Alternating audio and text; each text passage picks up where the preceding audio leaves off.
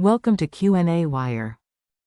So let's first draw the diagram and then we can see how to solve the problem.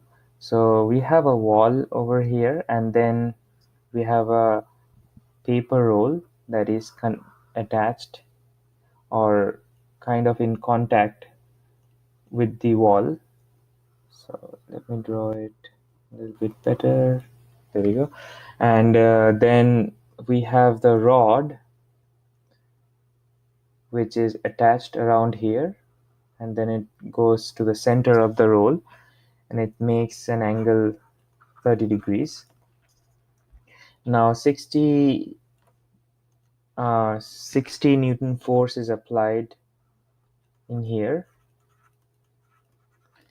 Now what we need to figure out is in part A, we need to figure out the force or the force that the rod exerts on the paper as it unrolls. So when it starts unrolling, we need to figure out this force, the force due to this rod.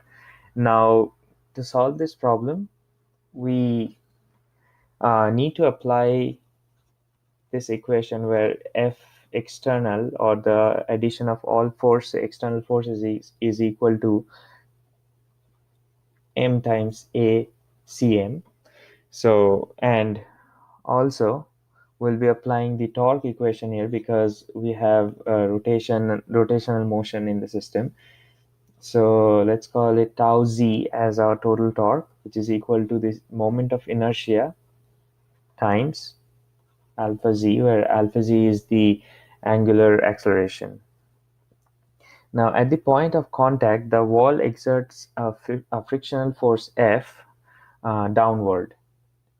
So here we have a frictional force exerted downwards, and also there's a normal force from here which is acting on the right. So let's call it n as in normal. So this is the situation where the net force on the roll is zero, but the net torque is not zero. So if we balance the vertical forces, we see that this is, so let's say this is the force due to the rod, so we call it F rod. Then in the vertical direction, we'll have F rod cosine theta, where theta is 30 degrees. So in vertical direction, F rod cosine theta should be equal to mu k times n, which is the frictional force, because we know that F is equal to mu k n. So the frictional force plus the weight, which is the weight of the paper roll, which is acting this way, let's call it W, plus this force right here, let's call it F. Right. And also in the horizontal direction, we have F rod sine theta, which is equal to the normal force. So using these two equations, we can solve for F rod. And if we do so, we see that F rod is this expression right here. And the way we do it is we substitute one of them here. So we substitute this n value over here, and then we solve for F rod from there. So if we plug in all the given numbers, we know that the weight of the paper roll is 16 kg, and then the force acted on the paper roll is 60 newtons, and the angle is 30 degrees. Also, mu k is 25.25. So combining all of this together, we get the force due to the rod is 293 newtons. Now in part B, we see that with respect to the center of the roll, the normal force and the rod exerts zero torque. By that, what I mean here is this normal force and this force is directed towards the center of the roll. So that means there's no torque due to these two forces. So we can set them to 0.